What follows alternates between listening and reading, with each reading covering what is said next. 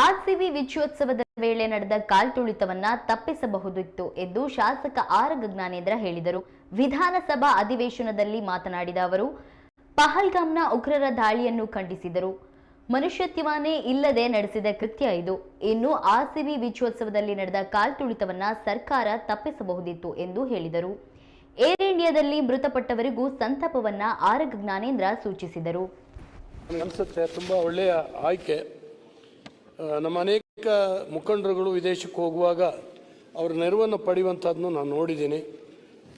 ಬೇಗನೆ ರಾಮಯ್ಯನವರು ಮಲೆನಾಡಿನಲ್ಲಿ ಹುಟ್ಟಿ ಕರ್ನಾಟಕ ವಿಧಾನಸಭೆಯಲ್ಲಿ ಮಂತ್ರಿಯಾಗಿ ತನ್ನದೇ ಆಗಿರ್ತಕ್ಕಂಥ ಛಾಪನ್ನು ಇವತ್ತು ನಿರ್ಮಾಣ ಮಾಡಿದ್ದಾರೆ.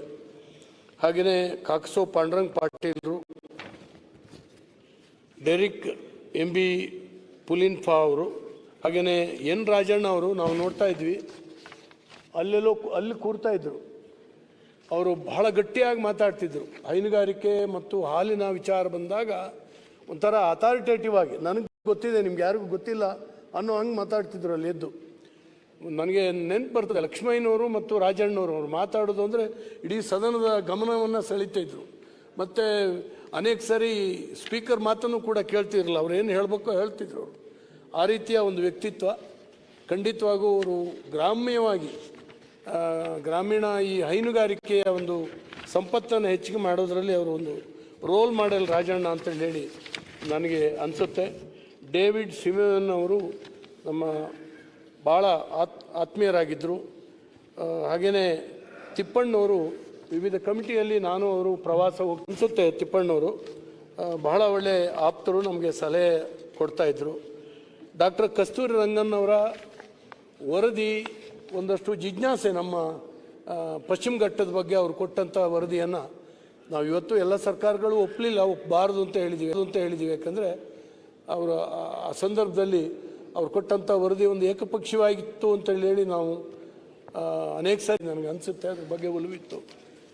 ಮತ್ತು ಶಿಕ್ಷಣ ಇಲಾಖೆಯಲ್ಲಿ ಒಂದು ಬದಲಾವಣೆ ತರಲಿಕ್ಕೆ ರಾಜ್ಯ ಮತ್ತು ಸುಬ್ಬಣ್ಣ ಅಯ್ಯಪ್ಪನ್ನು, ಹಾಗೆಯೇ MR ಶ್ರೀನಿವಾಸನ್ನು, GS Siddalingaiah, doctor HS Venkateshamurthy, Shrimati ಸರೋಜಾದೇವಿಯವರು ಗ್ರಾಮೀಣ ಪ್ರದೇಶದಿಂದ ಬಂದು ಸಾಂಸ್ಕೃತಿಕ ಲೋಕಕ್ಕೆ ಬಹಳ ದೊಡ್ಡ ಕೊಡುಗೆಯನ್ನು ನೀಡಿದಂಥವ್ರವರು. ಹಾಗೆಯೇ ಪೋಪ್ ಫ್ರಾನ್ಸಿಸ್ ರವರು ಜಗತ್ತಿನ ಧರ್ಮಗುರುಗಳಾಗಿ ಬಹಳ ದೊಡ್ಡಕ್ಕಿದ್ದಾರೆ. ಪಹಲ್ಗಾಮ್ ಉಗ್ರರ ದಾಳಿಯಲ್ಲಿ ಮೃತರಾದವರಲ್ಲಿ ಕರ್ನಾಟಕದ ಮಂಜುನಾಥರಾವ್ ಅನ್ನೋಂಥವ್ರು ನಮ್ಮ ಶಿವಮೊಗ್ಗ ಜಿಲ್ಲೆಯವರು. ಅವರ ಮನೆಗೆ ನಾನು ಭೇಟಿ ಕೊಟ್ಟಿದ್ದೇನೆ. ನಮ್ಮ ತೀರ್ಥಹಳ್ಳಿಯಲ್ಲಿ ಅವರ ತಂದೆ ಕೆಲಸ ಮಾಡಿದ್ದಾರೆ ಮತ್ತು ಈ ಮಂಜುನಾಥರಾವ್ ತೀರ್ಥಹಳ್ಳಿಯಲ್ಲಿ ಪ್ರಾಥಮಿಕ ವ್ಯಾಸಂಗವನ್ನು ಮಾಡಿರ್ತಕ್ಕಂಥದ್ದು. ಆ ಮನೆಗೆ ಭೇಟಿ ಕೊಟ್ಟಾಗ ಒಂದು ಕರುಣಾಜನಕವಾದಂಥ ಕತೆ. ಅವರ ಹೆಂಡತಿ ಮತ್ತು ಮಗನ ಎದುರುಗಡೆ ಗುಂಡಿಟ್ಟು ಕೊಲ್ತಾರೆ, ಧರ್ಮವನ್ನು ಕೇಳಿ ಕೊಲ್ತಾರೆ. ಅವರಿಗೆ ನನ್ನನ್ನು ಕೊಂದುಬಿಡಿ ಅಂತ ಅವ್ರ ಹೆಂಡತಿ ಹೋಗಿ ಕಾಲಿಡಲಿಕ್ಕೆ ಹೋಗ್ತಾಳೆ. ನೀನು ಹೋಗಿ ಮೋದಿ ಹತ್ರ ಹೇಳು ಅಂತೇಳಿ ಹೇಳ್ತಾರೆ ಅಂತ ಅವ್ರ ಹೆಂಡತಿ ಹೇಳ್ತಾರೆ. ಒಂಥರ ವಿಚಿತ್ರವಾದಂಥ ಮನುಷ್ಯತ್ವವನ್ನು ಕಳ್ಕೊಂಡಿರ್ತಕ್ಕಂಥ ಕೆಲವರು ಮಾಡ್ತಕ್ಕಂಥ ಈ ಕೃತ್ಯ ಏನಿದೆ, ನಮ್ಮ ದೇಶದ ಒಂದು ದೊಡ್ಡ ಯುದ್ಧ ಸಮರವನ್ನೇ ನಿರ್ಮಾಣ ಮಾಡ್ತು ಎರಡು ದೇಶದ ಮಧ್ಯೆ. ಇವರು ಯಾಕೆ ಹೀಗೆ ಮಾಡ್ತಾ ಇದ್ದಾರೆ, ಯಾವ ಧರ್ಮನ ಉಳಿಸ್ಲಿಕ್ಕಾಗಿ ಮಾಡ್ತಾ ಇದ್ದಾರೆ, ಆ ಧರ್ಮದಲ್ಲಿ ಜನರೇ ಇಲ್ಲದೆ ಇದ್ದರೆ ಯಾವ ಧರ್ಮ ಇರಬೇಕು, ಇದನ್ನು ನಾವು ಆಲೋಚನೆ ಮಾಡಬೇಕಾಗ್ತದೆ. ಹಾಗಾಗಿ ಇಂಥ ಒಂದು ದಾರುಣವಾಗಿರ್ತಕ್ಕಂಥ ಘಟನೆ 26 ಜನರನ್ನು ಕೊಂದಿರ್ತಕ್ಕಂಥದ್ದು ಅಮಾನುಷವಂತ ಕೃತ್ಯ ಇದು ಅಂತೇಳಿ ನನಗನ್ಸುತ್ತೆ.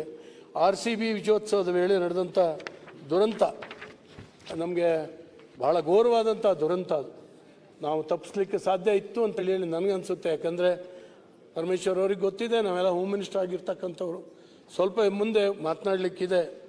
ಆದರೂ ಕೂಡ ಆ ಎಳೆಯ ವಯಸ್ಸಿನ ಅನೇಕ ಜನ ಇವತ್ತು ತೀರ್ಕೊಂಡಿರ್ತಕ್ಕಂಥದ್ದು, ಅವ್ರ ಮನೆ ಅನಾಥ ಸ್ಥಿತಿಯನ್ನು ಅನುಭವಿಸ್ತಾ ಇರ್ತಕ್ಕಂಥದ್ದು, ಒಬ್ಬನೇ ಮಗಳು ಒಬ್ಬಳೇ ಮಗಳನ್ನು ಕಳ್ಕೊಂಡಿರ್ತಕ್ಕಂಥ ತಂದೆ ತಾಯಿಗಳ ರೋದನ ಬಹುಶಃ ಅವ್ರು ಬದುಕಿರೋವರಿಗೆ ಮರಲಿಕ್ಕೆ ಸಾಧ್ಯ ಇಲ್ಲ.